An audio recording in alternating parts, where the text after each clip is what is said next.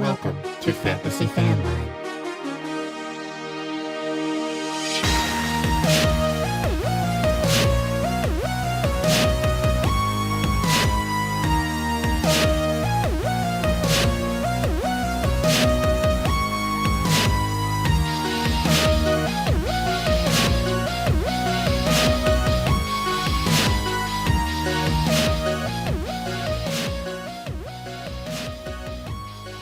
What is up, everybody? We are back. We are Fantasy Fanline. A little bit of a different look this season, but the show must go on. I am Sanchi Value, the host with the most, and we're going to win some leagues this year. If you watched in the past, you'll obviously know things are a little different right now. My man Greg and his wife had a beautiful baby boy, and he decided to step away and dedicate some time to, just being a father. It's completely respectable, and maybe one day we'll have him back. We would love to have him back, but for now and forever, I would like to introduce the new co-host of Fantasy Fanline, my boy, all the way from Kansas City, a guest on the show last year, Sinker. Let's go. What's up, man? You ready to do this? 21 episodes all year long? Let's do it, man. We're going to win some leagues this year. Let's go. Greg is irreplaceable, but I know you'd be the right guy to fill in. Yeah, man. You are obsessed with this.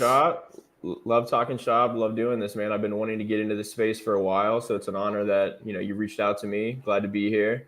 But yeah, man, let's get to it. Let's win some leagues. That's right. And just a reminder, we are a call-in show. We'll get that number up on the bottom. Feel free to call in whenever you want. Shoot the shit. We'll talk some fantasy. We got some people pumped. Big Lou, Scylla M, thank you for tuning in. Thank you for the love, Lou. But without further ado, an old friend of the show, on here a couple times in the past, representing Guru Nation, baby. Spencer the Guru. What is up, buddy? How are you? How's summer treating you, man? Woo! Flexing on them. Guru Nation. Yes, sir. It's going really well, Salty. Thanks for having me back. Appreciate all the Fanline listeners out there. Give us a call. Give us a shout. We got you. Going to answer a lot of questions today. And, yeah, I've just been in the lab this summer, man, trying to beat this heat down here in South Louisiana. It is freaking hot, man. So we've just been chilling here in the inside and, having some adventures, went on a couple trips, but, back grounded, ready for football. And, yeah, ready to get into this fantasy football talk. My favorite time of the year. Man. Of course, you can't rush the summer. You need to enjoy it with family and friends, take it all in. But when other people are getting upset, like, summer's ending, we're like, we're licking our lips, man. We're ready for those drafts. We're happy to have you back, man. And let's get into it. As I said, feel free to comment some questions, call in some questions. We have some mailbag questions. I guess we'll jump right into them. This is the first one. My league is switching from 2 wide receivers to 3 wide receivers. How does this impact your draft strategy? And Sinker, welcome to your first show. I'll kick it off to you first. Yeah, man. So for me, I play in a lot of default 2 wide receiver leagues. When I made the switch to a 3 wide receiver league, what my strategy typically is I'm going to hammer, a wide receiver in the first round, depending where I'm drafting. In the second round, I'm then going to switch and look at where the value is. If it's a running back, if I'm in the back end of the draft, that's where I'm going. Might tap wide receiver again, but it does impact my draft strategy. I'm looking to try to get one of the big dog wide receivers as early as possible. And then also talking about your bench, you're going to want to load up on a little bit more wide receivers. Where typically, in a standard 2 wide receiver league, you might want to go with some more handcuffs. Having depth at the wide receiver position is going to be huge just by adding that 1 wide receiver slot. Yeah, with 3 wide receiver spots, you can't just leave a draft with 4 or 5. I like to have like 6 or 7, You're a natural, man. That was all great stuff. Spencer, what about you, man? Yeah, it doesn't really change it too much, I'd for sure target them in the first round, like unless one of the running backs would fall, like Bijan, CMC, Eckler, like I feel like in this kind of format, it'd probably be 7 or 8 receivers, and in the 2 wide, probably like 6 or 7. So again, not a drastic change, but enough of a change to where you'll have to be conscious of it and adjust accordingly. Nothing drastic, but enough to, like Amon-Ra, for example, and that I would be willing to take like late first. Yeah, I think he's a great pick late first. What's the ADP saying on him these days? You have him Yeah, it's at, going up. I think like I know. early to mid second, but it's going up. Yeah, I mean, I I see him agree. ranked 19, wide receiver 9 on Fantasy Pros. He's gonna be a late first, like turn guy. If he is already, I've seen it in mocks. People are high on him, as they should be. The Sun God's here to stay. Dude's a beast. Um, I'll chime in on this. I think it's a slight bump to the value receivers. The drop off on the value receivers does appear to be quicker since you have to start like 12 more receivers at the very least. And with that, if you play in a 12-man league, but with that being said, like I don't think too much into it. I'm still probably going to take McCaffrey at 3 after Jefferson and Chase. I don't let the league format like sway me that much. I just kind of like stick with my guns. But I do understand that the value's ticked up a little bit, and people are going to be drafting receivers way quicker with that extra third spot. Yeah, I feel like CMC's an outlier there, though. It's like easily at 3 or 4, you got to Yeah. tap him if he's there. But yeah, I mean, to your point, Spencer, like at the end of the round, grabbing someone like Amon St. Brown or even Garrett Wilson for me, it's like I learned the hard way. I joined a league with Sanchi last year, 3 wide receiver, and I went RB, and I had the best backs in the league, but I missed the playoffs because I struggled to find wide receiver depth the whole season, and so I mean that's really what I got on that. Mm-hmm. Lesson learned. We're going to keep it rolling. Let's talk about players we don't like. Who are some players you're completely out on and letting other people draft? I'll keep mine short and sweet. It's Michael Thomas. He's one of them. I don't think I need to explain that. I know some people are all in on taking the chance again, but the only Saints player I'm really into right now is Olave. Kadarius Toney would be my second. Dude's made of glass. I'd rather take the late round dart throw on Sky Moore all day long, but maybe not so late anymore because he's getting a hell of a lot of hype. But I'd still rather take that risk on Sly Moore. And Sky Moore. Sly Moore? Doesn't Sly Shit, Sky. that's a That good might be nickname. that's a good there we go. Happy little That accident. trademarked real quick. And Cortland Sutton will be my third one. And I just want to give myself a little victory lap for last season, being one of the guys who was all in on Judy and out on Sutton. I'm not saying Judy was a game changer to win you leagues, but I remember that discussion from last year. Like most people were all in on Sutton, and I'm just like, I don't see it, man. I still feel the same way this year, obviously. And I think I'd rather take like a late shot on Marvin Mims over Sutton because he just doesn't do it for me, and he's not going to be on any of my squads. What do you guys say, Spencer? Anyone you're not drafting this year? Oh yeah, there's a few on my list. Michael Pittman's one for me that I'm just staying Yeah. completely away from. Want no part of Colts passing game, especially if you have to take him like fairly early in the draft. Pittman's going not super high, but high enough to where I'm not wasting a pick on that. Anthony Richardson, it's going to be rough his first year. He is not a polished passer by any means. He struggled mightily in college throwing the ball, so having to basically get baptized in fire this year is just not going to go well. And at least I don't see it to where Pittman is not on my board, even though a lot of people take him in the mid round. I'm not touching him. I've never gotten him in any mocks this year. And yeah, he's off my board pretty much completely unless he fall to like the 14th or some shit like that, which I don't see happening because there's going to be this one Pittman truther, it seems like every year that's like, oh, he could, and he's always, it's just not, it's not going to happen for him. And I'm actually with you on Michael Thomas, aren't you? I mean, being here in New Orleans, I just get sick of it every year. It's like, oh, Michael Thomas, he's healthy. He's out. They say it's been the same story for 3 years. I'll believe it when I see it. So, yeah, definitely out on Mike Thomas. As much as I hate to say it, I got his jersey and everything, but I can't invest any sort of draft capital in him. It's just no security there. It's just not not worth the risk, in my opinion. And that is coming from a Saints fan, ladies Yeah. and gentlemen. So, take that as you will. Spencer, were you in on Pittman last year? Yeah, I got burned, so I'm Yeah. out this year. Because it's like if he struggled last year, I mean, Matt Ryan wasn't good, but at least Matt Ryan could get people the ball. Anthony Richardson is going to struggle getting people the ball. So Yeah. I'm out. I think Pittman's a great buy in dynasty leagues, but I'm with you on the redraft, man. Unless it's a crazy value, I'm just gonna take someone else when I see his name. Like I think there will be growing pains for Richardson as well. He's a running quarterback. Could be wrong about it. Pittman might be good, but it's a game of risks, and that's not one I really want to take. So Sinker, who do you hate? Yeah, I've got a couple guys. Start with Josh Jacobs. I'm out on him. Ooh, spicy. Until we get some clarity on what exactly is going on there, I'm not touching him at all. The holdout, the trade talk, I think the offense takes a step back this year. Derek Carr's not great, but he was in that offense for a while. So I don't know. I think Josh Jacobs' best year was last year. I don't think we're going to get production like that again. And with the holdout, there's no way I'm going to try to draft him right now. Second one, Javonte Williams. So Javonte coming off of that ACL. I just listened to the Establish the Run podcast. Shout out to those guys.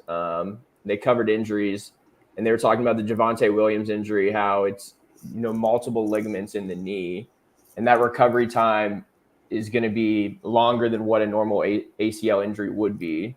So for me, that just seems like I know there's value there. What he's going in the 7th, 8th round right now. It is it is tempting over there. There's value, but I just am not going to buy into a guy coming off injury in an offense. I think Russ, if anything, I'm with you. I think Jerry Jeudy has value this year. I'm always in on Jerry Jeudy though. And then I like Mims as well. I don't know. I don't know if they're going to go back to ground and pound, but it's my take. And then the third one is Deebo Samuel. I think it's Ayuk time there, man. I think that with Purdy behind center, I think Ayuk is going to be the guy you want this year. So you take out – Deebo had a terrible year last year. If you look at the numbers and everything like that, I think he even came on the record and was saying he was, watching tape, he was embarrassed with himself. But from a fantasy standpoint, Deebo crushed a lot of people last year. And I don't know. At his ADP, I just think you can get better value there. I'm with you there. I know Deebo is one of the most talented players in the whole league, but the numbers weren't doing pretty well last year. It was frustrating to have Deebo Samuel on your squads. It was better to have Ayuk. Yeah, you bring in Christian McCaffrey. You don't have to run Deebo. He doesn't have to have design runs anymore. You've got Christian McCaffrey back there. So if you take that out, that was the production when Deebo went out, right? He was getting all those rushing plays, rushing touchdowns, those wheel routes. You take that out of the mix now, I think it's Ayuk, man. I'm with you there. Great stuff, boys. Got some comments, some questions. We got George Cruz, another fan of the show. We'll be back on this year talking some dynasty, saying how important it is to get that third wideout earlier than the rest of your team. Your teammates, league mates, Tommy Donuts in the house again. Would you ever take a shot at Kelsey 1.1 in PPR? Absolutely not. Tight end premium, he's a cheat code. Normal PPR, or I'm not taking Travis Kelsey 1.1. No, he's not at the level of Jefferson. No. Exactly. You're taking Jefferson. Maybe in a tight end premium, I think there's a discussion there, but exactly. Tight end premium, he's kind of like a cheat code. He gets 2 points per reception. Yeah, you could take him 1.1. I'm not mad about that, but over Justin Jefferson or Chase in a normal PPR league, I am not on board with that. We got Big Lou again.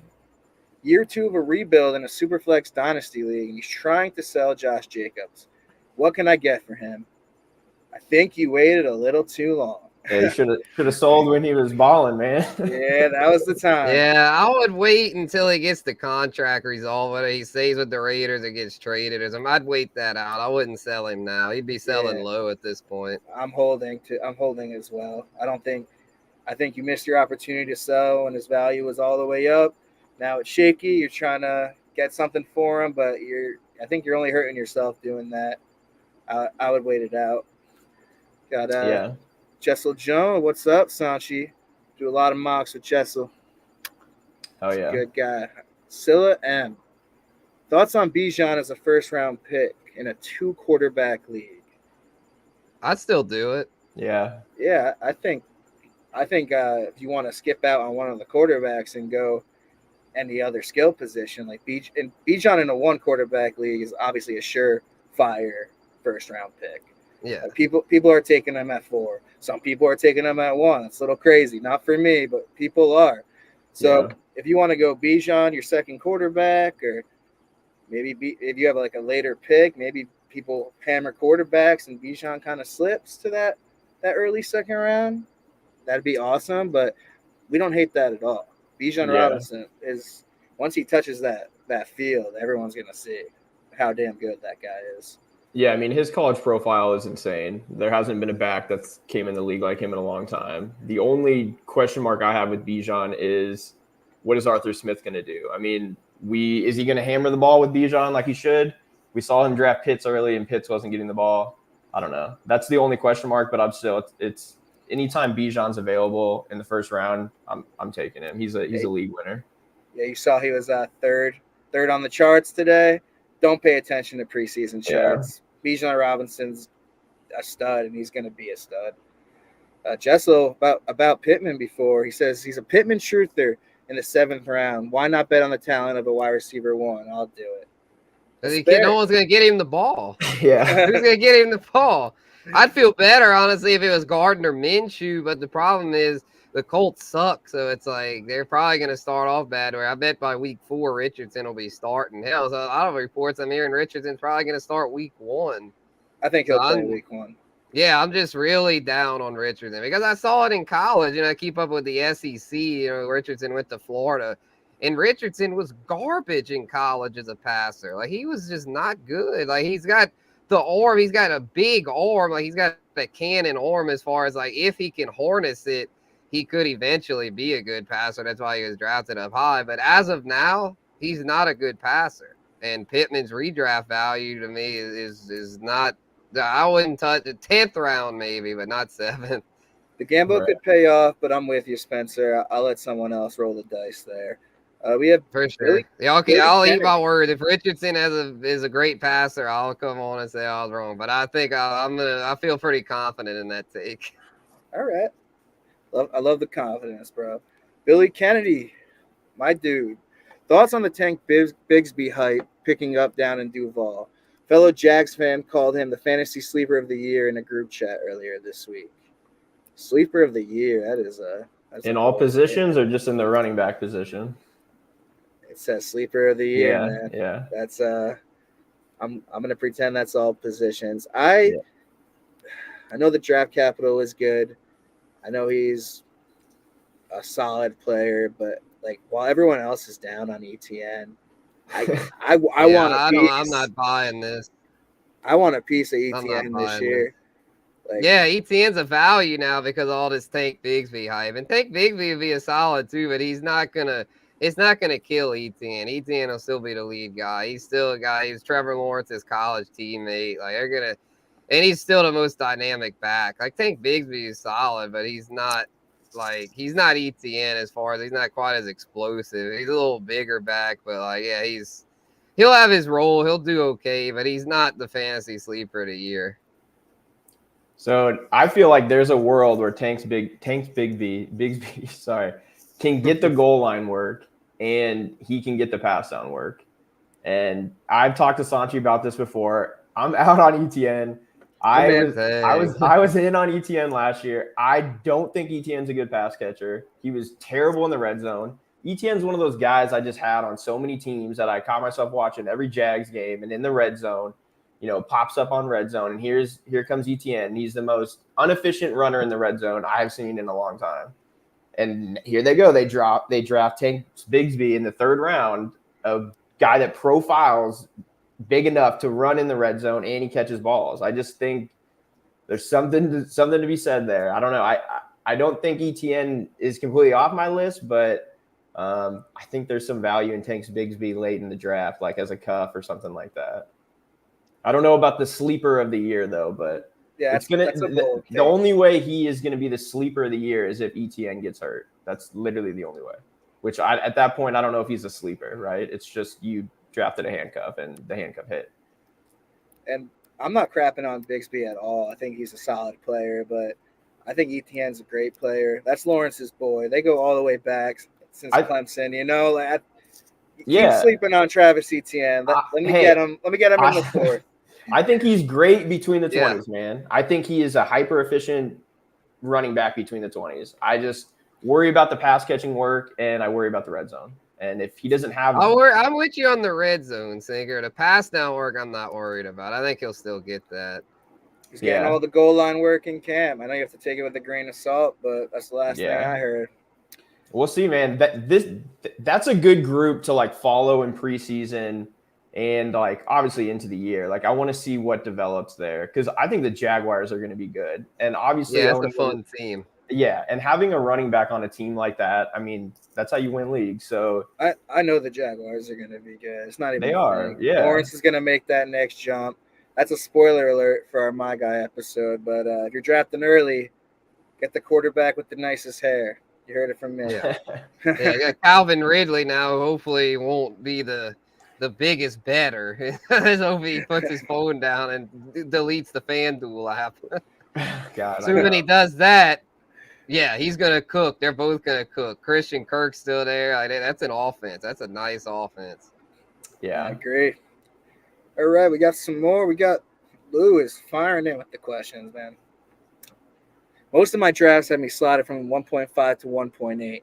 What was your favorite build when drafting in the middle of the first, assuming draft is going pretty chalk? I mean, I don't really go into drafts with that much of a strategy, man. I just kind of like let the board fall to me because that's how you should think. You know, be like water. You know how they say that? Because you never know. Every draft's different, and if you do enough mocks, you see different things all the time. So I'm not really going in with a crazy build or strategy. Like once I get my first three guys, then I'll start to adjust to how I want my build to be. But those first three are your core, and you don't necessarily slam RB or wide receiver. It's like you got to go with your gut. You got to take the better player in your opinion, and then I feel like once you have those first three, your core, and then you can start to focus more on your build and go from there. But that's just me. Everyone's different. Spencer, what do you say? Yeah, I'd say for if I have a mid pick, I tend to target, like a Kelsey, Tyreek Hill, Bijan, someone like that. And then on the way back, hope for Amon-Ra or Garrett Wilson. So I usually get a receiver in round 2, and then either a running back or a receiver in round 1 or Kelsey.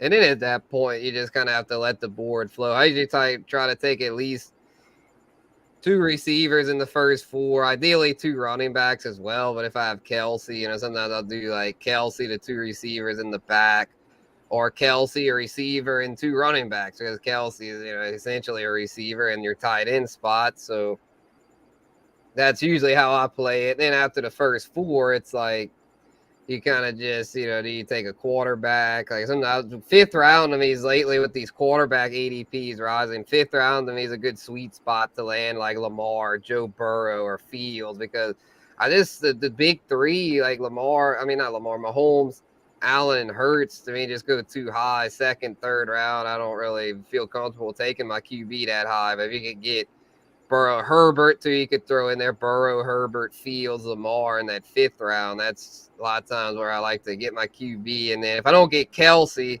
just wait on the tight end, because I already took a QB early. So just wait on the tight end at that point, and then just keep stacking the backs and receivers. I'm with you there, Spencer. I think that 5th, if you get Lamar in the 5th, that's a smash to me. Yeah, that's a steal. He's been going higher than that, but sometimes he'll slip a little, especially with that camp report that he's kind of struggling with the new offense. But I think they'll work that out. So I said every league's different, so be prepared for anything. Like you could go in with one strategy, and then the draft will happen. It'll be like that strategy's out the window. So be prepared for anything.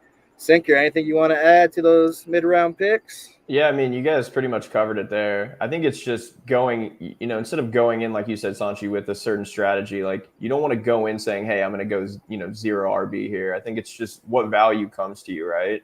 So, Exactly. you know, at 105, like if Kelsey's there, that's probably, you know, the guy I'm going to take. You just have such a competitive advantage at that position. And then 108, yeah, it's just where's the board? Like who has fallen to you, right? So there's always some people like, you know, in real drafts, they're going to take their guys, which that's what I love about fantasy football. So it's, you know, just wait and get the best value you can, really. And then I love, you know, Spencer, your point about looking at quarterback in the 5th. I think we'll talk about it a little bit later, but like that's the sweet spot right now. You're getting one of those like 1B quarterbacks. You know, you got the 1A group, but the 1B guys one of those guys can accelerate to be, you know, QB1, and you're getting them in the 5th. Trevor Lawrence, late 6th. Yeah, Say T-Law, no easy more. to throw him in there. Yeah. We have Justin. Anthony Richardson looking good in camp. Got to chill. Oh, man. yeah. He said, shout out to Justin, man. That's what I'm Justin Fantasy Follow. He sends me blurbs about Richardson almost every day. Oh, he's looking good in camp because he wants me to buy in. And I keep telling him, I'm like, look, for Dynasty, I like Richardson. I think he's got a bright future, but for this season, I'm staying away. Fantasy Follow will be on Fanline for the record. He's coming on Fanline this season. Can't wait to have him. Hell yeah. Shout out to him. Jessel again, saving grace for Etienne as he's talented enough to get better, and he's an ascending offense. Love drafting both of them if I can. Interesting. Yeah, I wouldn't mind getting Tank as a cuff. You know, he goes late a lot of times. So, yeah, if Etienne would fall flat or get hurt, then at that point, you know, Tank's got a shot to be like as a one. I think he was like sleeper of the year. Like, but if Etienne's healthy, I don't see that happening. Yeah, me neither. We'll talk more about handcuffs in a little bit. Also, year 2, Etienne, right? Because the first year he lost it to injury, so it's like this is the year, you know, Etienne would cook if he's going to. So yeah, it's year. Well, yeah, pretty much year 3, but technically, but kind of like year 2. Yeah, he didn't get any mileage on him his rookie year. He got hurt, but yeah, right. Tommy Donut saying Aaron Rodgers best hair. Absolutely not. Aaron Rodgers. Aaron Rodgers. He looked like he hadn't washed it in like months. Yeah. I'm guessing Donuts is a Jets fan. He is. Albert. What's up, man? What up, Good Albert? to see you back. What's up, Albert? Let's win some championships this year, bud. All right. Jonathan has the 7th pick in a super flex. Does it make sense to get a quarterback not Mahomes, Hurts, or Allen? And how do I pivot? I'd say, yeah, it makes sense in super flex. Like, usually 8 out of 12 quarterbacks are going in the first round. Yeah, just take Herbert, take Fields, take Lawrence. I mean, whichever one you like at that point, because Lamar and Burrow will probably be going. Usually the top 6 in super flex are Mahomes, Allen, Hurts, Jefferson, Jackson, and Burrow is usually the top 6. So at 7th, I'd probably go Herbert at that point. Maybe Fields because of the upside, but probably Herbert's a little safer. And I don't mind pivoting to Justin Jefferson or Chase with the 7th pick, but it does feel a little safer to grab your quarterback nice and early in a super flex league because you know everyone else is gonna be all over him. Yeah, if you keep the trend of quarterback going, you know, 8, 9, 10 might go quarterback too, and then you know when it comes back around, you might be able to get a guy like CMC or great value, Eckler, or like get something like that falls back to you. So and then you can wait on that second quarterback a little bit, you know, take maybe a mid-tier guy. But what do you guys think about on the second round if he's going to go quarterback here? Do you think go quarterback again, or do you like taking a position player? I'd never go 2 straight quarterbacks. And well, as I said, it all depends on the draft, and you got to let the board fall. But most of the time, I never go 2 straight quarterbacks. I'd like to get a quarterback and a position player. George Cruz. Yeah. Thoughts on Kareem Hunt and Indy if JT sits out, gets traded? We're going to talk more about JT a little later, but I will let someone else draft Kareem Hunt unless it's like stupid late. I took him last year. I don't want any part of him, to be honest. I don't know about you guys. You have a different opinion. If Hunt goes to Indy, that is. It's looking like he is. Yeah, I mean, I think, it goes back to what we were talking about earlier. Like, I don't think the Colts offense is going to be efficient and it's going to be good. So I think a player like Jonathan Taylor there, I mean, even before the news of sitting out was slipping into the mid-second, I think that has a reflection to do with the offense. So I think Hunt is not even close to what Jonathan Taylor is. So stay away. Yeah, he's I'm on board. probably not worth it. And isn't Richardson gonna run a lot? Like, isn't that what's he's profiled to do? So Yeah. Speaking of Richardson, did I pull this one up? BK, Florida alumni. R needs a lot of polishing. That's Yeah, exactly what I'm saying. Yeah, a lot of polishing, man. He was rough in college. Does he have the skill set to maybe become an elite guy? Absolutely, but is he going to jump right in and do that? I don't think Right. so. It kind of reminds me of Justin Fields. Like Justin Fields is just starting to scratch the surface, but like rookie Justin Fields wasn't that great. I think Anthony Richardson will be kind of similar to that. I mean, yeah, we still don't know if Fields can throw.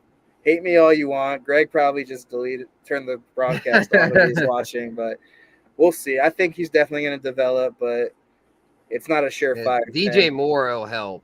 That gives it was last year he had nothing to work with receiver wise. Another one from BK, pouring on the good questions. With the QB situation in Tampa, would you touch Mike Evans with a 10-foot full this year in a redraft league? I think I would. Yeah. I think in like the 7th, 8th round, it's still a guy who's had 1,000 yards like his whole career. I think, if you're a little weaker at receiver, he's a guy you look to target a little later. What do you agree with me, Spencer, or just? Yeah, I'd take him over Pittman. I think he's a guy that if he falls late enough, he's worth it because even with the crappy quarterback play, he's a guy that's going to score probably 7, 8 touchdowns. And he's someone that on those big plays, I think eventually Kyle Trask starts there. I think Baker gets I don't know if he gets released. He'll definitely get benched by like week 4 or 5 once they start off 1-4 or whatever because the Buccaneers are terrible. And I think with Trask though, this would be his 3rd year. Like it's that time to kind of work with Evans and Godwin. Not as much as you would want, being that he was a backup. But I think with him, they'll at least be like somewhat okay to where like the mid rounds maybe take a chance. Not something I'm going out of my way to target, but 10-foot pole, I mean, that's pretty far. So yeah, I might take a little feel on that, So yeah, if he falls late enough. You might have some rough weeks, but it's Mike Evans. I like the value for Mike Evans this year. Someone's got to catch balls there, right? And Mike Evans, they push the ball downfield to him. They're going to be losing games. Someone's got to catch balls. In the 8th round, at the end of the day, it's Mike Evans, man. I mean, garbage points are still fantasy points. Remember that. Yeah, that's true. That's true. You will eat your words on Richardson. Of course, Lou had to chime in with that. Well, this is on YouTube forever, so we. Lou and Justin can come at me if Richardson has a huge rookie year. It's all good. I'm confident in my take. Well, we'll see how it plays out. Jessel, I see your question, but I'm gonna save that for later because it's part of our mailbag. Is it important to handcuff your stud running back? If not, is it better to snag other people's handcuffs? Kick this off the sinker. Yeah, this should be a good one. So I'm pro taking other people's handcuff. I think I want my roster construction to have the highest possible outcome possible. So, if I'm taking, a stud running back in the first, if that's what I'm taking my draft capital on, I'm banking on that guy playing every single game. And then vice versa, if I'm taking handcuffs to cover up my bench, I'm trying to basically win the lottery with, a running back if I were to get one. So I've always done it the other way of, taking my opponent's handcuffs instead of taking mine. I do see the value the other way, but I just think, you want to win, right? So get more guys that are going to break out. I can see the argument on both sides. I'll save my piece. I'll let Spencer say what he has to say about the handcuff situation. Yeah, I'm pretty much in agreement with Sinker here. I don't really worry about handcuffs unless it's a specific situation. Like, to me, if you have Najee, Jalen Warren's an important handcuff because of the way the Steelers go at one back. But if you're not in a situation like that, if it's like most teams where if the starter goes down, it's going to turn into some ugly committee, then I don't worry about it. It's not worth going out of your way unless it's a specific situation like that, kind of like with Cook Madison, which isn't a thing anymore. But, Najee, Jalen Warren is the main one that comes to mind. I think if Nick Chubb, Jerome Ford, like if I got Nick Chubb, I'd probably want Jerome Ford, being that he's really like the Cleveland backfield depth's pretty suspect right now. So like, other than those few, I'm with Sinker because it's not worth taking like actually Tajay Spears could be pretty good. I was like, Derrick Henry's handcuffs normally sucks, but now that he drafted Tajay Spears, he could be pretty good. I'm trying to think of an example of one that is just now. Yeah, Saquon, perfect example. Don't mess with Matt Breida. Like if Eric Saquon Gray. goes down, all bets are off, and I think he can attest to that. Salty with your Giants gear. That Matt Breida sucks. If Saquon goes down, Giants backfield's doomed. I agree with you. Do not handcuff Saquon. You don't need to. I Yeah, think. I think Sorry. Allgeier is another one too with the Falcons, right? I was just gonna say that that dude tore it up last year. So if 1,000-yard rusher. right? So he's like one of my biggest handcuffs that I'm trying to get. Yeah, I agree. I think he's one of the more important ones. And as of right now, I think Zamir White is worth a shot. Yeah, really no, that's late, a great point. especially if you're a Jacobs owner, because if Jacobs does end up, getting out of there, then you have two backs you could possibly start. If anything happens, at least you have the insurance. I think Zamir White's a great cuff this year to Jacobs. I guess can we consider David Montgomery a handcuff? His standalone value so He goes good too alone. early. I know Yeah. he's too early. He has great standalone value, but if anything were to happen to Gibbs, I think we'd be taking him in that range where Gibbs is going. To be honest, that third round range. And that's my say. Algier, Zamir White, and I was going to bring up Montgomery, but his standalone value is too good. But I love Montgomery this year. Even if Gibbs is healthy, I still like think Montgomery. They'll both have as well, value. man. Yeah, absolutely. And for my I feel league like mates watching, I lied. I hate him. When either of those two backs are on the board, I'm tapping them. I think they both will have value. Agreed. Good stuff, gents. So, Sanj, are you pro handcuffing your running back, or are you against it? Because I've seen. I just asked because I've seen you do like the double up on a backfield before. I've seen you do it quite often. So I just want to hear your As take you said, on that. it's all situational, man. Like if I had Bijan, I'm grabbing Algier. McCaffrey, I'm grabbing Mitchell, even though that guy might be hurt more than McCaffrey. But Yeah, it still is a smart thing to do. He's hurt right now, but I think he'll be fine.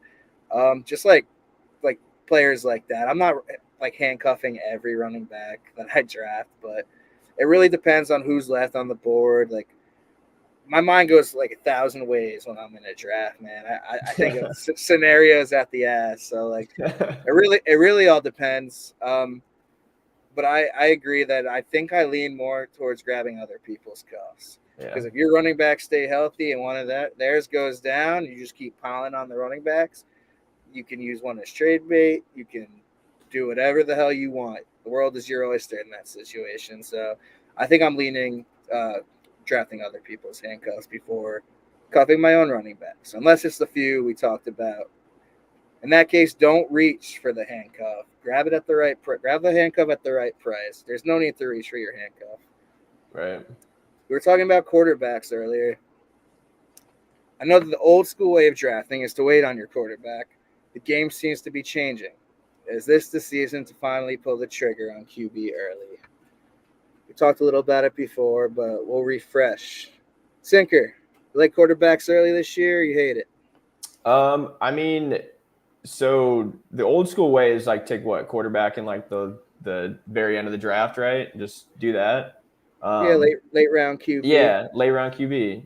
JJ Zacharias. So hey, I think it's changed a little bit now. I think you want to get one of those top guys. I agree. We mentioned it earlier. Josh Allen, Mahomes, too early for me, too rich. But that fifth round where you get one of those like 1B guys, Lamar, Burrow, those guys. I mean, that's the sweet spot, right? Because I think the draft dries up a little bit. There's a tier break in like the 5th, 6th round. And that's the perfect time to go QB, in my opinion. I'm with you there. I know Spencer's with you there. Spencer, anything to add on to that, or you think hit the nail on the head? Yeah, about the tier break thing, I think is pretty big after T-Law. It's the top 8.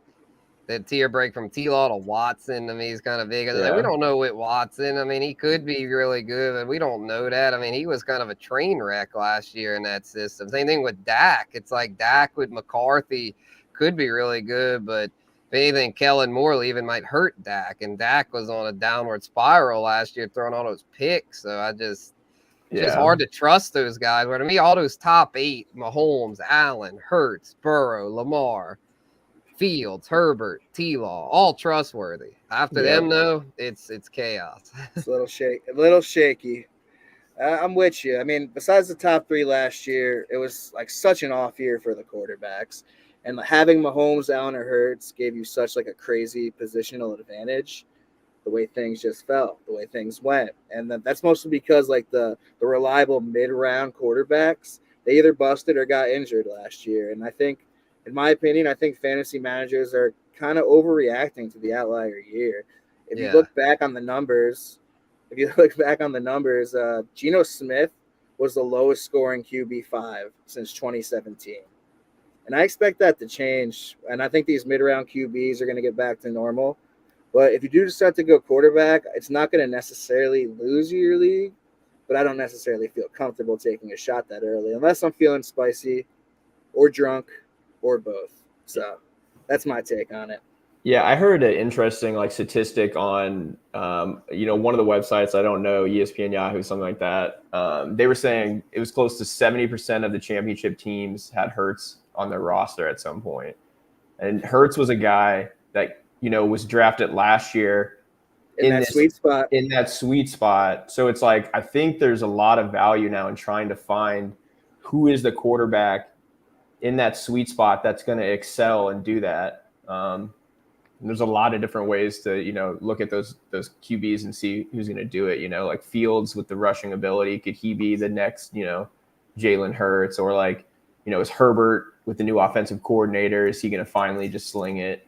There's a lot of different outcomes with that, but yeah, I think there's just value there in trying to get that guy. It immediately gives you an advantage. Good stuff. I hope that helped answer your question on how we feel about QBs. We got some more questions coming in the comments. Thank you guys for watching tonight. Like crazy on a Tuesday night. Tuesday night's the wave. Fantasy Fanline. Tell your friends. How do you feel about Olave as your wide receiver 1? We will kick this to the Saints fans. Spencer. I'm all right with it. I wouldn't necessarily recommend it because with Olave, he's more of a deep guy. So it's probably for the PPR aspect. He's not quite as strong as the guys like that go in the top 10 of the receiver group. But as far if you wait on receiver, like if you go RB early, if you take CMC at second or third, and then it comes back to you late second, I could see taking Olave there and having him as your 1. It just depends on like late second. I'd be okay with it. I wouldn't go out of your way. If you have a mid-second, then I'd say recommend Amon-Ra or Garrett Wilson, or if like Cooper Kupp would slip or Diggs. But Cooper Kupp makes me nervous. I'll go on record as that with the hamstring now. I'd almost rather Olave than him. I just don't like the way things are trending there. But to answer the question, though, yeah, I'd be okay with it if I have an ace running back or another really good skill guy. Like if I had like CMC, Jefferson, and if you have Jefferson, he wouldn't be your 1. But if you have CMC, Bijan, or Eckler, I'd be okay with Olave as my 1 because he's gonna get. Derek Carr has a big arm. He's gonna sling it, and yeah, for sure. Devontae Adams is Devontae Adams, but look at his numbers last year with Derek Carr. So yeah, I don't know. I love Olave this year. I'm really high on him. But hearing you, Spencer, being from New Orleans now, I'm like, maybe I need to pump the brakes a little bit and not get as excited. But I don't know. I'm still cool with him. It's just the reason I'm pumping the brakes a little bit is because the Saints' offensive line is a little shaky to where if Derek Carr is under pressure a lot, might not have quite enough time to get Olave the amount. If the Saints' offensive line was looking good, I'd be saying Olave could be top 5, but with the way things are looking right now, I'm not quite as high on him as I was, but I'd still be okay with him as my 1. Yeah. Yeah, I've been doing a lot of mocks from the 3 spot this year because I have the 3 spot in a few leagues. And sometimes I'll get CMC once everyone goes Jefferson Chase. I do not mind Chase either. But the times I get CMC, if I can't get Waddle coming back, I like to take Olave right there. I think it's a great pick right there. I understand like people hesitating a little bit, but I think, what do the kids say? Olave is him. He is him. I think he's going to ball out, and I think he's going to do great things. I feel good. If you go RB in the first round, you grab Olave as your one, I don't hate it at all. I feel pretty good about it. Yeah. My boy, Greg Scalera, sorry to cut you off. Aaron Rodgers' worst hit. Sinker, you wanted to add anything about Yeah, Olave? I was just gonna say, I think the question there is like, if Olave is your wide receiver one, you obviously went running back, or Kelsey or something to get Olave. It's like who else are you gonna take around him there? When it comes back and I'm looking at getting my wide receiver one, yeah, like I would take Wilson, and St. Brown, but those guys are typically gone before Olave is at his ADP. I think his ADP is true to what his value is, and I'm not really taking anyone behind his ADP ahead of Olave. I mean, T. Higgins maybe, but like with the Burrow stuff now, it's like T. Higgins is going mid-third and he's slipping. For sure, and we all agree with you, Peanuts. We're taking Wilson over Olave, and we like them both. Yeah, but Garrett Wilson's about to ball out with Rodgers. The whole industry's saying it. If he doesn't, oh man, what a disaster. Yeah, in a way, it'd be kind of funny if he doesn't, because like the industry is just going crazy over this, and so I'm not taking him as high as some. Like I'd much rather Amon-Ra to turn than Garrett Wilson. So if it's close between the two, I'm gonna have a lot of Amon-Ra this year. I feel like, and not a whole lot of Wilson. I mean, I'll probably have a couple Wilson shares because I do think he'll do well. I mean, it makes sense why the industry is high on him, but there's a chance Rodgers might flop. There is a chance of that. I don't predict that. He's got a chip on his shoulder, so I think he'll do well. But what if he's washed? I mean, he's 40 years old. I think even if he's washed, he's still going to be better than whatever the Jets had at quarterback. That's true. He's still better than Zach Wilson. Oh, my God. Mike White. They have Flacco in there. Mike White was a dog. That's when Wilson really did well. Mike White. Great backup quarterback for Tua right now. Yeah, definitely. I'm glad the Dolphins brought in Mike White. That makes me feel better about Tyreek and Waddle. To where if Tua gets hurt, they'll at least have a competent backup. Lou again. Love it, Lou. Keep them coming. The industry has shifted to quarterbacks and wide receivers early, which reminds me of the RB0 craze in 2017, 2018. Throwback. Never got on board with the zero RB craze, for the record. Are we overthinking fantasy, or is this shift permanent? It's some recency bias included. I just stick to my guns, man. Every year I'm thinking it's very, very similar to how I thought the year before. This is a great question. I don't, I'm a leader, not a follower. I like to do my own thing and pretend I know more than you. So I'm not following any trends in the industry, but you might be overthinking this one. I don't think anything. Yeah, those industry things. Everyone in the industry thinks slightly differently, so yeah, it might be the consensus, but the consensus changes every year. It changes every year. So nothing's permanent in this industry. It's ever changing. Right. I think that you're seeing a shift a little bit in the NFL where you're getting running back by committees. That's more common. And I think you're seeing a reflection of that in fantasy. You're not having these bell cow running backs anymore. So I think, going with a trustworthy wide receiver one, there's more value to that. And I think that's why the fantasy community is shifting. It's following the NFL in that suit. Will that stay like that forever? I mean, running backs want to get paid, so we'll see what happens. But you're just not getting as many dominant running backs as it used to be. You're right. It's still a hard position to find later in drafts, man. I don't care what anyone says. Zero running back or wide receiver? Running back. Yeah, zero RB. I can't do it. Yeah. I mean, it's I'm gonna rely on Khalil Herbert. Like, I know disrespect to Khalil Herbert, but you don't want him as your RB1. No, absolutely not. And I like Herbert this year. I'll take him on my bench, but I do not want to go in week one with him starting. He's a wait and see kind of guy for me. Mm-hmm. Greg, He is washed. His hair is not. Another funny one. Make a Does t-shirt like that. Does Derek Carr's first New Orleans meal being Chipotle harm his fantasy value? That is, Chipotle's banging. I love Chipotle, but if I'm in New Orleans for the first time, or like, I don't know if I'm getting it as much. Yeah, well, he just didn't have much time. I mean, because he had to do his introductory presser and all that. I'm sure he's discovered a lot of the good food spots down here. He'll be okay. Zach M. He's not washed. He's seasoned. Oh yeah, they were seasoned. Seasoned like the Crypt Keeper. Crypt Keeper Joe Namath sold his soul. You guys are hilarious. We gotta take one more question and hit our last few mailbags. Scylla M. Rank Monty, Miles Sanders, and Dobbins. I think I'm gonna go Miles Sanders, Monty, and Dobbins until Dobbins shows the hell up to training camp and does it. As of right now, I think it's Sanders, Monty, and Dobbins for me. Facts. Yeah, I'm out on Dobbins this year. He's someone I meant to bring up on our Void segment because I'm out on Dobbins. He's just not reliable. He's never available. He's always like, what are you complaining about a contract for, bro? You haven't played hardly any games in your career.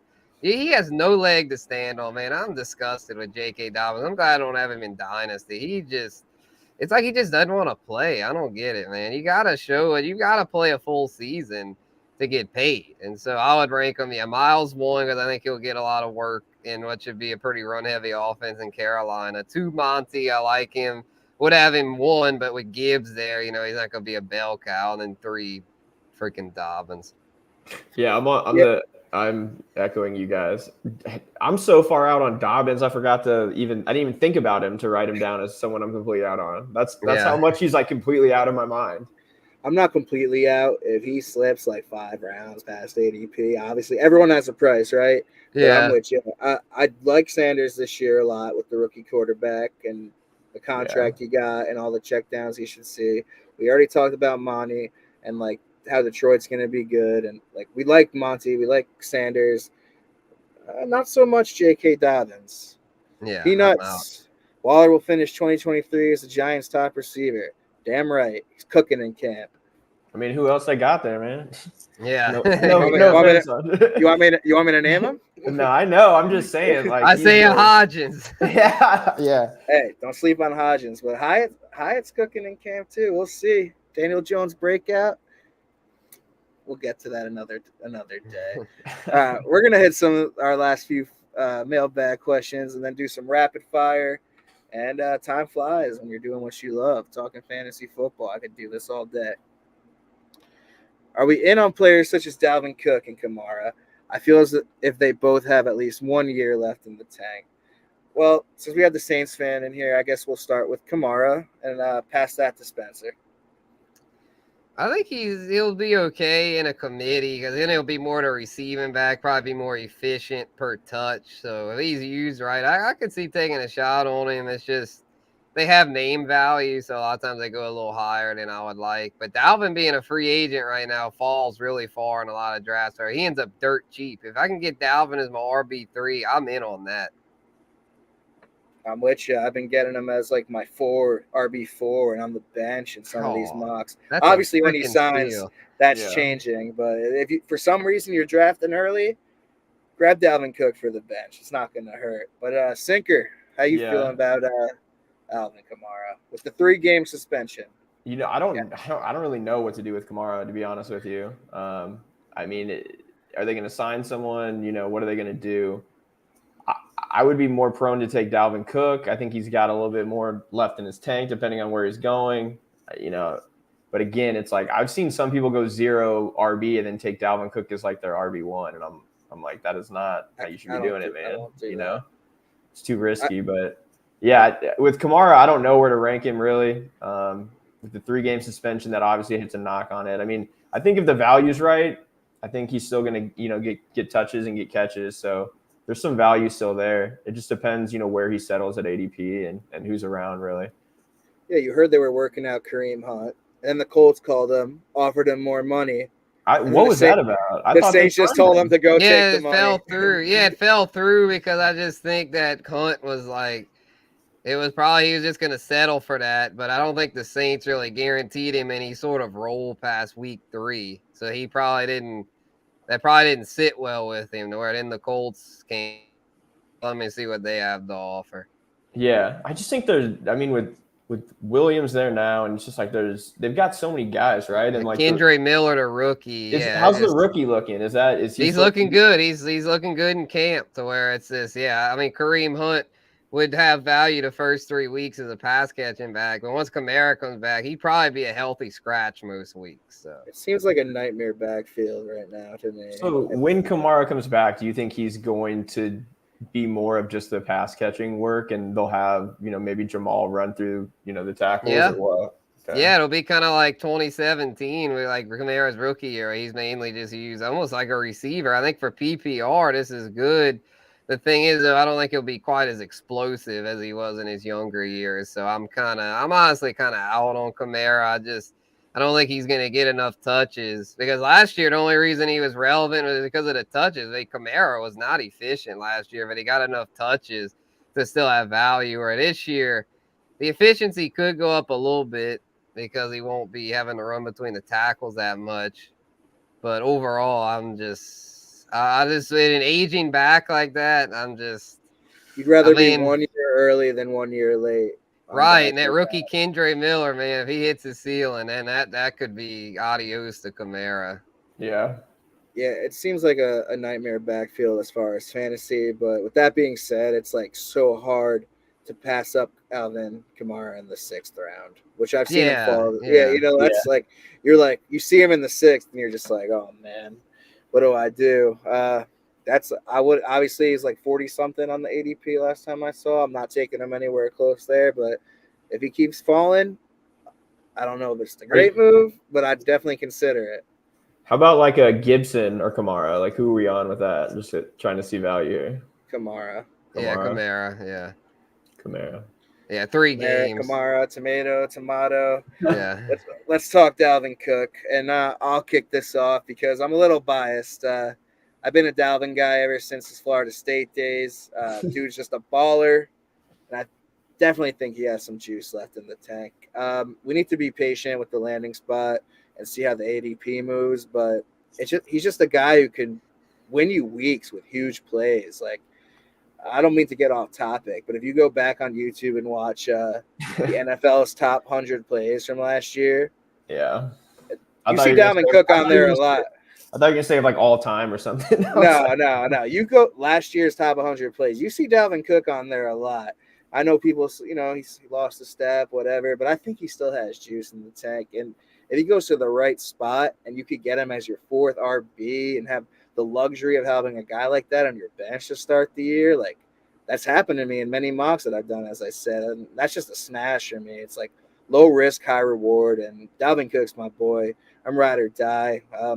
As I said, you'd rather be a year early over being a year late, but you just have love for certain players. And if I'm wrong about Cook, that's my guy.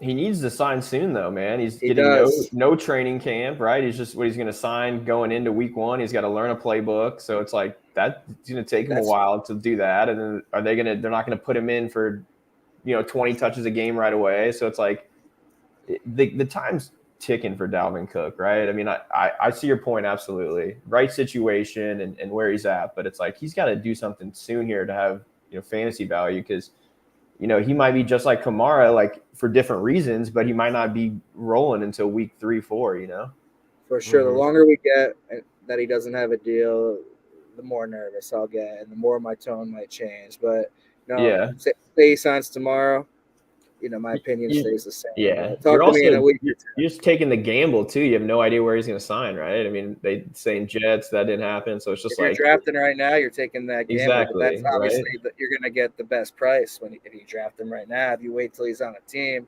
that ADP is going to shoot up a little bit, obviously. But I don't draft early unless you absolutely have to. Save your drafts till as close as the season as possible, unless it's a dynasty league. Spencer, how do you feel about Dalvin Cook? Similar to AK or? Yeah, I felt like with him, I felt a little better because he tends to go later. And on Peanut's point about him with the Jets, like I think he may have missed the boat on that.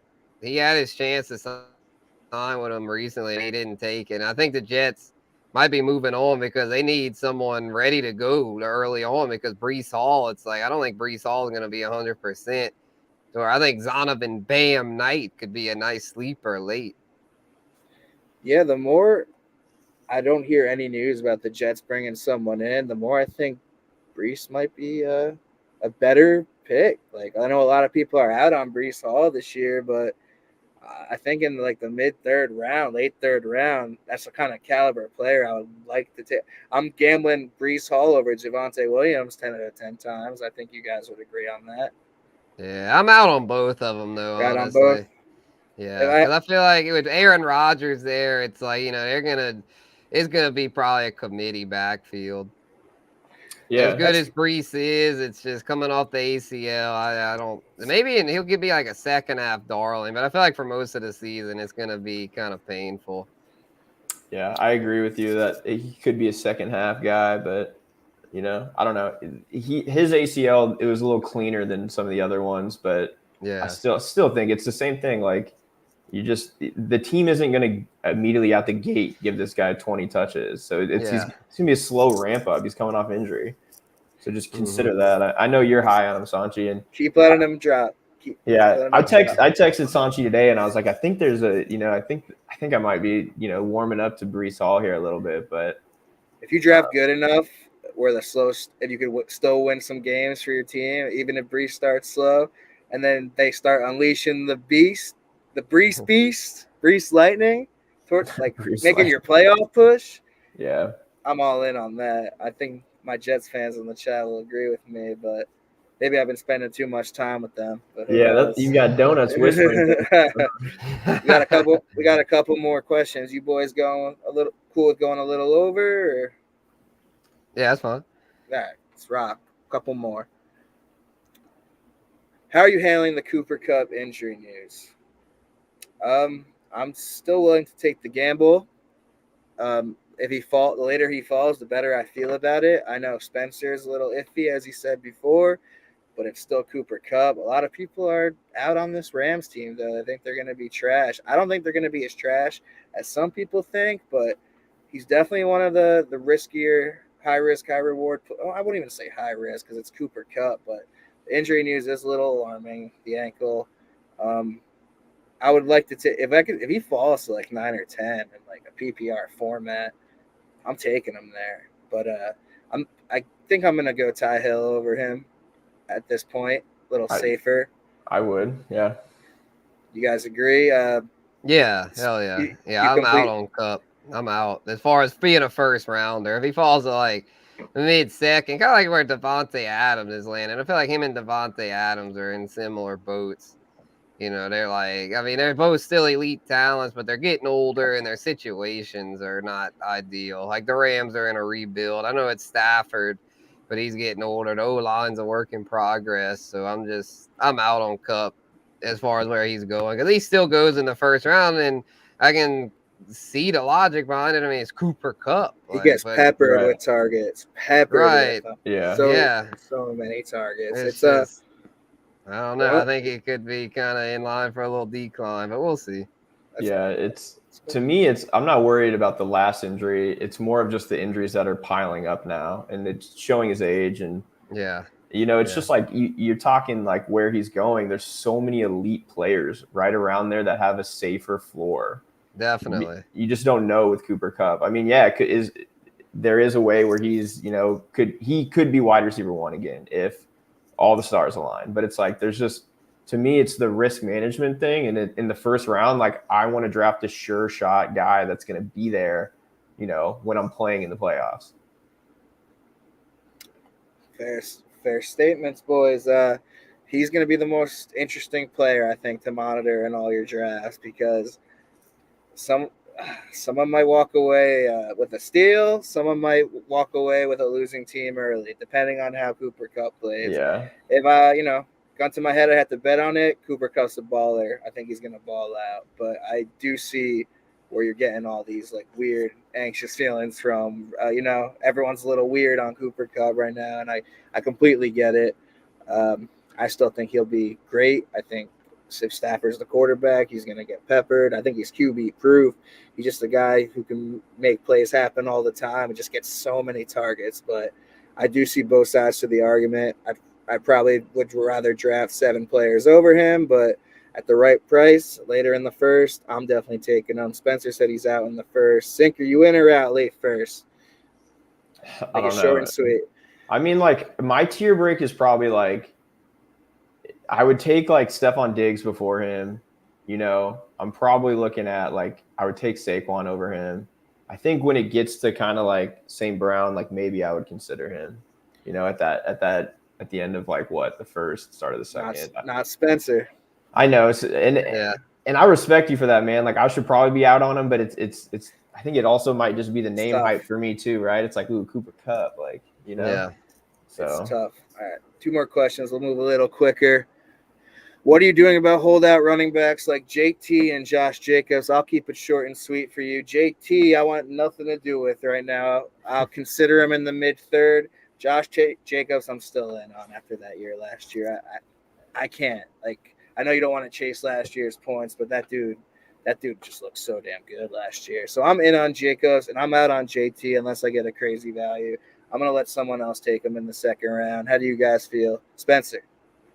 Yeah, I think if Jacobs ends up like out of the Raiders, he could still be good. I think that makes me, I'm pretty much out on both though, because JT, just don't know. He's coming off the injury. The Colts suck. They'll probably hold him hostage and make him play. So I'm definitely out on him. Jacobs, if the price is right, I'll take a shot like late second, early third. But JT, I wouldn't touch JT in the first 4 rounds at this point. I'm completely out on JT. I can't do it, man. I mean, that ankle is not responding. It's like, I mean, that could end up a chronic thing. It's reminding me of Michael Thomas. I hate to say it, but it's reminding me of Michael Thomas, and I can't draft someone that makes me that nervous, man. I am out.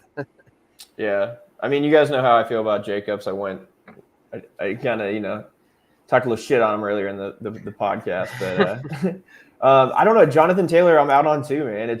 There's also, think about all the touches he got in college, right? You're seeing that now come into the NFL, and it's like, then mix that with like the owner and the Twitter, and it's just like, I'm out, man. Yeah, owner player beef.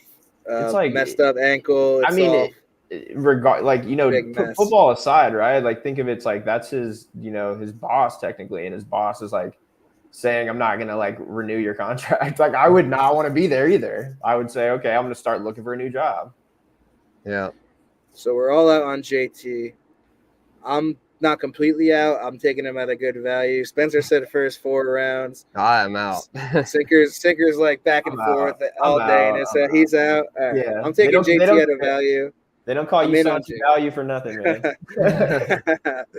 But I'm in on Josh Jacobs at the right price. I just can't leave a guy like that on the board. We have one more mailbag. This is from Eeps. Let's get to this one. How are you approaching the Seahawks wide receivers in redraft? Lockett has outperformed DK Metcalf the last 2 years, but is going 3 to 4 rounds later in drafts. Have fun with this one. I'm super out on DK at ADP. Sincerely, back-to-back chump. Eeps. Oh, champ. Oh, sorry. So this year, I know it's pretty chalk. Obviously, the ADP says it. I'd much rather have DK Metcalf than Tyler Lockett. Lockett, I know he's always open. He's a great player. He's 30 years old now. I know he avoids contact, and that's great for longevity. But you can't teach that 6'4", 235, man. DK Metcalf, Geno, another year in the system. Like, I think he's going to get way more targets. I think he missed like 4 or 5 touchdowns by like this close last year. I know it's he said, she said, shoulda, woulda, coulda. But I like DK Metcalf. And I think if you get him in the 4th round, that's just money to me. I'm actually okay with both of these guys. I think they're both going to be good with Geno again. As far as JSN, I think he's an amazing dynasty asset right now. But I think he's going to take a little bit of time to be that stud we expect him to be. Maybe when Lockett hangs it up, or when it's all. Yeah. DK Metcalf is the guy I want out of all 3 of them, and he's obviously the most expensive. But as I said, man, People are saying he's overrated. This man's 6'4", 235. This is football we're talking about. You can't teach that. This guy's going to get red zone looks. He's going to get targets. And I know, call me crazy, but I think DK Metcalf's a stud. And I think he's going to have a way better year than his ADP says right now. I don't know if you guys agree or disagree. Sinker, how we feeling about the Seattle receiving core? Yeah, I mean, I'll just keep it short and sweet. I like Lockett more at his ADP than DK. So I think Jackson Smith and Jigba affects DK more than he affects Lockett. I think the Lockett slander has been happening for like 3 years. But at his ADP, and I get it, he's getting older, but at his ADP, I would rather tap Lockett than DK. Spencer, how you feeling?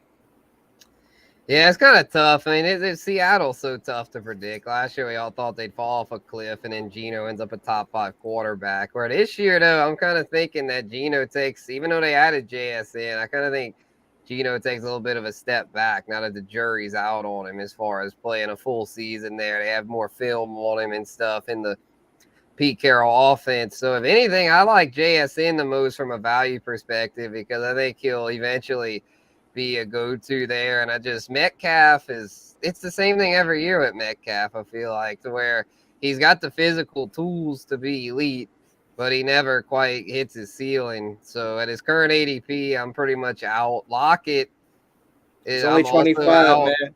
He's only 25. I don't know. There's something about Seattle that always smells fishy. I don't like Pete Carroll for fantasy. Even Ken Walker, it's like I like Ken Walker, but they take Zach Charbonnet. It's like, I don't know, man. That offense is one I don't plan on having too much stock in. But I'll take a shot on JSN if he falls because that kid is an elite talent. Yeah, he is. I agree. He is a damn good player. But all right. So DK Metcalf for me, Tyler Lockett for Sinker, JSN for Spencer. That's why we do this show. We have shout out Rasta. I pulled him up before, catching his first live Fanline show. He will be on the show as well this year. We're excited to have him. Justin again. Geno can support all 3 Seahawks wide receivers. I know Spencer disagrees because I just heard that. Great questions. Great everything today. This has been amazing. Let's end this with no explanation needed, but let's end this with a rapid fire. You guys want to do that? Yeah, let's fire through real quick. All right. Of course, I lost my rapid fire. Please hold. All right. Just going to give you 2 names. We're all going to say who we'd rather have. Garrett Wilson or Sun God, Amon-Ra. Sun God. Sun God. That's a 3-way sweep. Devontae Smith or Chris Olave? Olave. I'll say Smith. I'll say Devontae Smith. You want a wide receiver 2 instead of 1? No, we'll keep going. Sorry. Hot take. There's a chance Devontae Smith has a better year than A.J. Brown. Hot take. He could. Yeah. Najee or Ramondre? Najee. Ramondre for me. If they don't sign someone. I think I'm leaning Ramondre there. Isaiah Pacheco or David Montgomery? Monty. I'm with you on the Monty. Coming from a Chiefs fan. This one's tough. Aaron Jones or Joe Mixon? Mixon, yeah.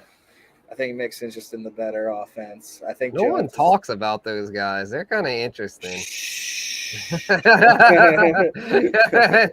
RB2 value. They are very interesting. I see him slip to the 4th sometimes, and that's a smash. How about ranking these 3 guys? Terry McLaurin, Jerry Jeudy, Drake London. McLaurin, Jeudy, London. London, Jeudy, McLaurin. I'm high. Okay, on London this year. Let's go. I respect that. And I'll go Jeudy, McLaurin, London, and I'm high on all 3. That's why I put that in. And this one, last one, at ADP, who would you rather have? Calvin Ridley, 42, or Christian Kirk, 68.5? It's Christian Kirk, baby. I'll take both of them. No, probably. I'll take Ridley. I'll take Ridley even Yeah, with the yeah. inflated ADP. He's got way more upside than Christian Kirk. Yeah, I mean he's insane. That 1 year with the Falcons, that was super impressive. So That's the rapid fire. As I said, Devontae Smith could have a bigger year than AJ Brown. I can see. Don't forget who the highest paid receiver is in Jacksonville. Don't forget who got the bag. Don't forget who already has chemistry with Lawrence.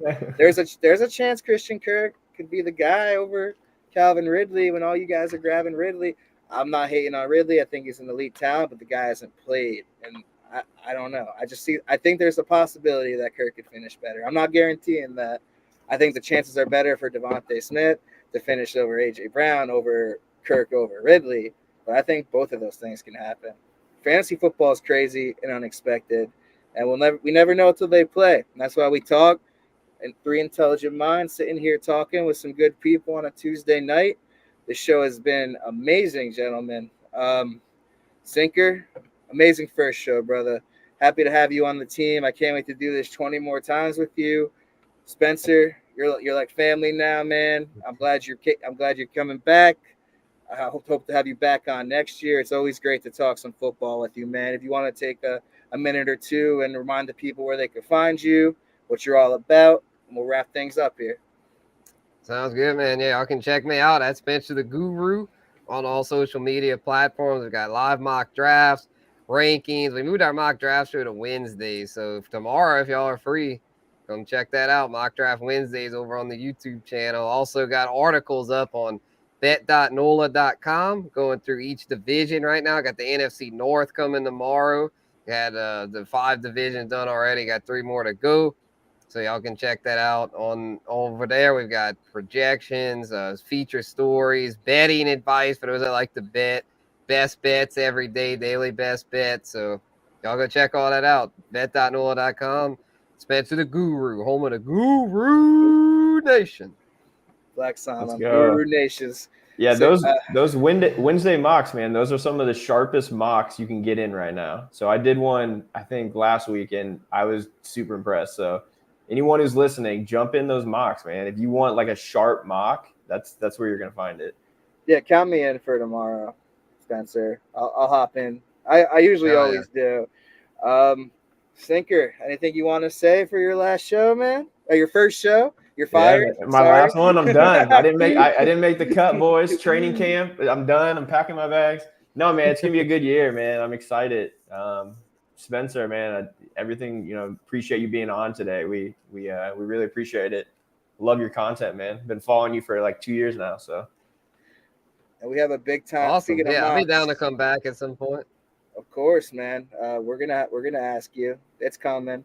Speaking of mocks, our episode next week with Zadeh is going to be a mock draft episode. So if you're watching this now and you want in, message us on Instagram, Twitter, X, wherever you find us, and we'll get you in our mock live. It'll be live. It'll be broadcasted. We'll be shooting the shit, talking strategy, talking how we're reading the draft board. It's going to be a fun time. I appreciate all you guys tuning in, engaging with us. Enjoy the rest of your summer. We'll be back every week, Tuesday night. For Spencer the Guru, for my new right-hand man, Sinker, I am Sanchi Value. Thank you for watching Fantasy Fanline. Good night.